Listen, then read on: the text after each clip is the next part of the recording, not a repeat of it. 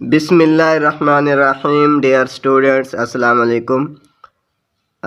Exercise 3.4 FSc second year की math, इसका question number 1 हम कंप्लीट कर चुके हैं।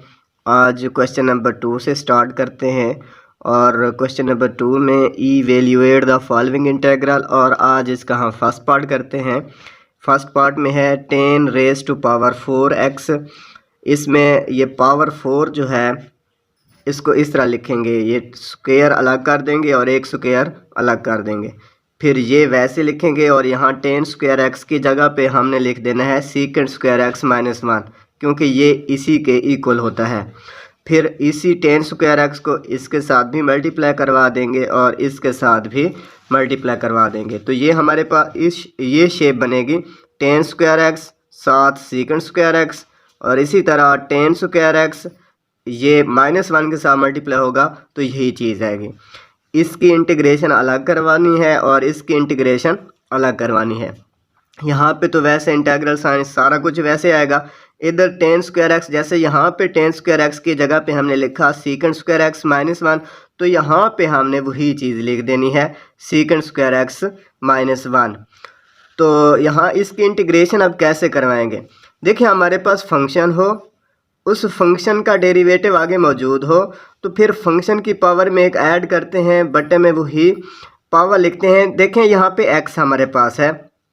अब x का डेरिवेटिव क्या होता है? x के लिहाज से 1 ही होता है ना, तो इसलिए यहाँ पे x की पावर में एक ऐड करेंगे और बटे में यही पावर हम लिखेंगे।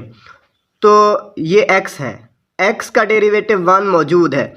इसी तरह यहाँ 10x है, ये पावर को नहीं देखना, 10x को देखना है। 10x का डेरिवेटिव होता है सीकेंड स्क्वायर एक्स, मतलब ये 10x हमारे पास फंक्शन है, इस फंक्शन का यहाँ डेरिवेटिव मौजूद है।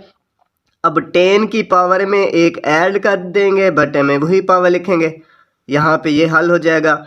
इसी तरह यहाँ सीकेंड स्क्वायर एक्स है ना और -1 है, इसको इंटीग्रल साइन और dx अलग देंगे और इसको -1 को अलग देंगे। यहाँ पे देखें वही चीज़ आगे, बाहर माइनस है, ये माइनस और ये माइनस यहाँ पे प्लस हो जाना है, फिर 1 की इंटीग्रेशन अलग। सीकेंड स्क्वायर एक्स की जो इंटीग्रेशन आएगी वो 10x, क्योंकि 10x का डेरिवेटिव सीकेंड स्क्वायर एक्स और सीकेंड स्क्वायर एक्स की इंटीग्रेशन 10x। इस तरह 1 की इंटीग्रेशन क्या आएगी? x के लिहाज से x प्लस c, और यही हमारा जवाब है। इसी तरह सेकंड पार्ट है हमारे पास secant raise to power 4x।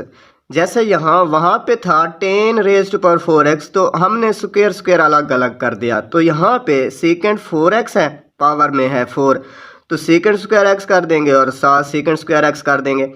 इस सीकेंड स्क्वायर एक्स को हम रहने देंगे, पहला वाला ये जो है, और ये सीकेंड स्क्वायर एक्स हम लिख देंगे 1 + 10 स्क्वायर एक्स, क्योंकि ये हमारे पास ऐसे होता है कि 10 स्क्वायर एक्स जो अभी हमने फर्स्ट पार्ट में किया है सीकेंड स्क्वायर एक्स -1, तो यहाँ पे चूँकि सीकेंड स्क्वायर की वैल्यू हमें चाहिए ना, तो -1 को इधर लेके आएंगे तो ये बन जाएगा 10 स्क्वायर एक्स +1, तो वही हमने लिख दिया 10 स्क्वायर एक्स +1। अब ये जो सीकेंड स्क्वायर एक्स है ये 1 के साथ भी मल्टीप्लाई हो जाना है और यही secant square x 10 square x के साथ भी मल्टीप्लाई हो जाना है। तो secant square x multiply 1 secant square x और secant square x 10 square x के साथ मल्टीप्लाई हो जाना है, तो ये हमारे पास शक्ल बनेगी। अब इसकी इंटीग्रेशन हमने अलग करवा देनी है और इसकी इंटीग्रेशन अलग करवा देनी है। तो यहाँ पे सीकेंड स्क्वायर एक्स अभी हमने ये पढ़ा है कि इसकी इंटीग्रेशन हमारे पास आएगी 10x। क्यों? 10x का डेरिवेटिव सीकेंड स्क्वायर एक्स और सीकेंड स्क्वायर एक्स की इंटीग्रेशन 10x।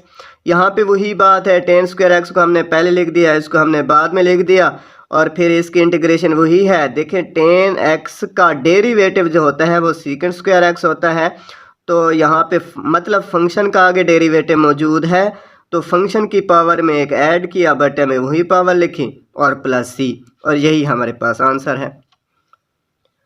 आई होप कि आपको इस क्वेश्चन नंबर 2 के इन 2 पार्ट्स की अच्छी तरह से समझ आ गई होगी। वीडियो अगर अच्छी लगी है तो लाइक कीजिए, दोस्तों के साथ शेयर कीजिए, और अगर आप हमारे YouTube चैनल पे न्यू हैं तो प्लीज़ सब्सक्राइब करना मत भूलिएगा। Thank you. अल्लाह हाफिज़।